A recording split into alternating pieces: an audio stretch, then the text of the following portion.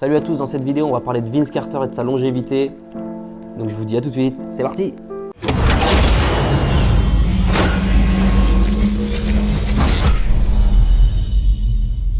Pour ceux qui ne me connaissent pas, je m'appelle Coach Mathis. Je suis coach de basket, j'ai eu la chance en tant que joueur de jouer à Spire Academy aux États-Unis, dans l'Ohio, donc là où a joué la Melo Ball tout simplement, qui est l'une des meilleures écoles de basket des États-Unis. Donc voilà, aujourd'hui je suis coach de basket, j'ai eu la chance de coacher en centre de formation, de faire partie du staff d'un centre de formation. Et voilà, si ce n'est pas déjà fait, je t'invite tout de suite à t'abonner parce que tu vas kiffer le contenu de cette vidéo et le contenu qui va suivre les jours d'après. Avant toute chose, Vince Carter au début, c'était ça.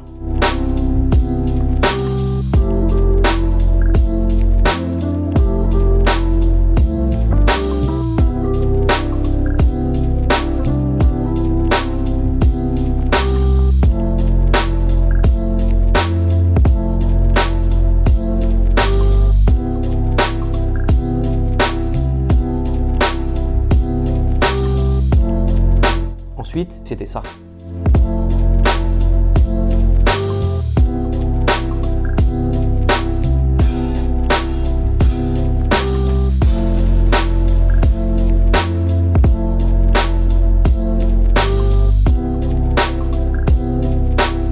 Et enfin pour finir, le Vince Carter vétéran que tu as peut-être dû voir en NBA du côté d'Atlanta, c'était ça.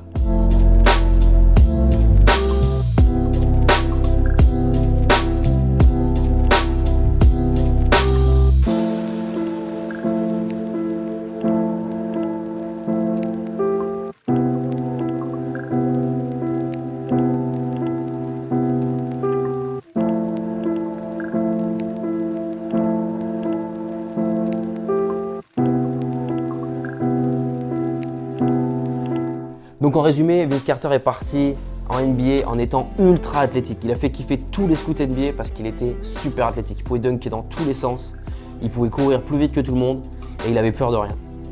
Ensuite, après la trentaine, quand on commence à avoir le corps qui fatigue, etc., soit il y a des joueurs qui arrivent à se réinventer comme Vince Carter, soit ils n'y arrivent pas. Et ceux qui ont tout misé toute leur carrière sur leur capacité athlétique, eh ben, ils plafonnent un petit peu parce que le corps, il n'est pas fait pour durer comme ça pendant des années et des années. Donc, Vince Carter, il a dû faire un choix et il a choisi de se réinventer et il a décidé de se créer, on va dire, un shoot à 3 points, d'être très performant sur le shoot à 3 points. Et donc, voilà, pendant ces années à Dallas, il a été très très fort là-dessus. Moi, je me souviens avoir vu des matchs en play-off où il marquait des 3 points au buzzer, enfin bref.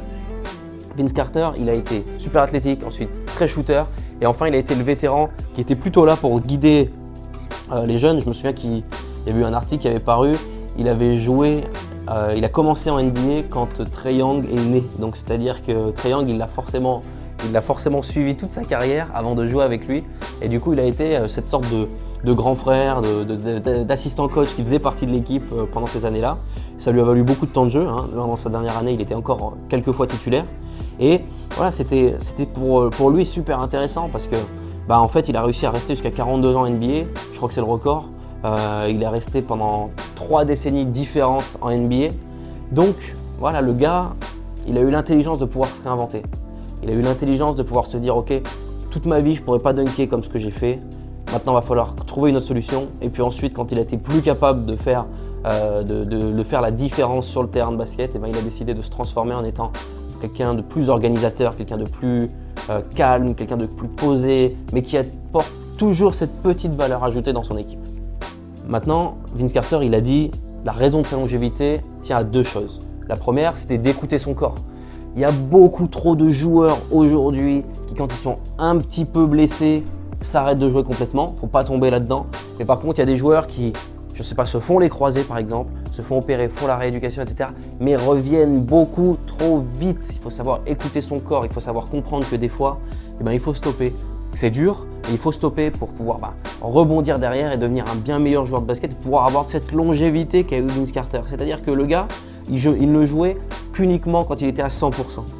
Et ça fait toute la différence. Parce qu'au moins, il ne mettait pas plus d'handicap à son corps que ce qu'il pouvait avoir. Et donc ça l'a permis de ne pas trop se blesser pendant sa carrière, du moins jusqu'à la fin de sa carrière, c'était pas trop mal. Et donc voilà, sa longévité, ça a été dû à ça. Deuxième chose, c'est la nutrition. Il dit « j'ai mangé ce qu'il fallait ». La nutrition, pour la longévité, c'est super important. Parce qu'il y a une célèbre phrase qui dit « on est ce qu'on mange ». Si tu manges un menu maxi best-of, Big Mac, frites, Coca, avec toutes les sauces qui vont bien, eh ben, mets-toi dans la tête que tu es un menu maxi best-of, Big Mac, frites, Coca, avec toutes les sauces qui vont avec. Et ça, quand on est basketteur, on n'a pas envie de devenir ça. Par contre, si tu manges sain, équilibré, biologique, toutes ces choses-là, eh ben, tu te sens mieux physiquement, tu te sens mieux dans ta récupération, tu te sens mieux mentalement, tu te sens mieux dans toutes ces petites choses-là. Et ça, ben, mine de rien, c'est super important. Et enfin, pour finir, ça c'est moi qui l'ajoute, moi je pense qu'il a été aussi persévérant en NBA, il a su jouer aussi longtemps avec une telle longévité parce qu'il a su se réinventer comme je vous l'ai dit tout à l'heure. Voilà, c'est très important. La longévité, il faut savoir se réinventer parce que quand on passe dans une équipe où on est le seul bon joueur et qu'on marque tous les paniers et qu'on passe dans une équipe qui est un peu plus forte et on n'est plus le meilleur joueur, et ben, si on veut pouvoir rester dans cette équipe et être performant dans cette équipe et gagner, et ben, il faut aussi savoir se réinventer à cette échelle-là. Mais plus on prend en année, plus physiquement on réduit, on baisse, on est moins bon, on est moins fort, on est moins puissant, on est moins explosif. Et donc là, il va falloir trouver d'autres qualités qui vont pouvoir faire que voilà, vous pouvez continuer à jouer, vous pouvez continuer à apporter à votre équipe. Ça, c'est le plus important. On peut jouer jusqu'à 56 ans s'il faut. Mais par contre, jouer jusqu'à 56 ans en apportant à une équipe, ça n'a jamais été fait. Il faut pouvoir apporter à l'équipe. Donc pour pouvoir apporter à l'équipe, il faut savoir se réinventer. Maintenant, j'aimerais finir avec une toute petite chose qui n'est pas mentionnée forcément là-dedans. Mais par contre, l'hygiène de sommeil, c'est super important. L'hygiène de sommeil, il faut absolument dormir. Le moment où on dort, c'est l'unique moment où le corps se repose à 100%. Plus vous passez de temps à dormir, plus votre corps se régénère et est prêt à repartir au charbon derrière. Par contre, si vous vous entraînez 6 fois par jour et que vous dormez que 2 heures par nuit, blessure, fatigue, surentraînement, régression, tout ce qu'on peut imaginer de pire peut se produire. Dormir, c'est quelquefois surcoté, mais quand il s'agit du sport, c'est jamais surcoté. La nutrition, le sommeil, l'entraînement, l'intelligence qu'on a à s'entraîner de la bonne façon. Voilà, toutes ces choses-là, la récupération, c'est super important. C'est des petits détails qui font que vous allez pouvoir jouer super longtemps.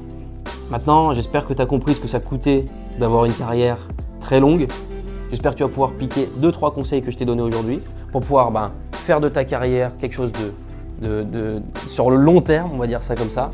Et j'espère que tu te rappelleras de cette vidéo dans 15-20 ans et tu te diras ouais, j'ai suivi les conseils de coach Mathilde de Reaching Sports et ça m'a amené là aujourd'hui. En tout cas, on a tous envie de jouer très longtemps, donc il faut mettre toutes les chances de son côté en ayant une hygiène de vie irréprochable. Si tu as liké cette vidéo, je t'invite à t'abonner, à liker, à commenter, à partager. Et je t'invite à télécharger notre e-book gratuit qui se trouve en description de cette vidéo. Tu vas kiffer ce e-book. J'espère vraiment que tu as kiffé cette vidéo. C'était Coach Mathilde, je vous dis à très vite pour une prochaine vidéo. Ciao.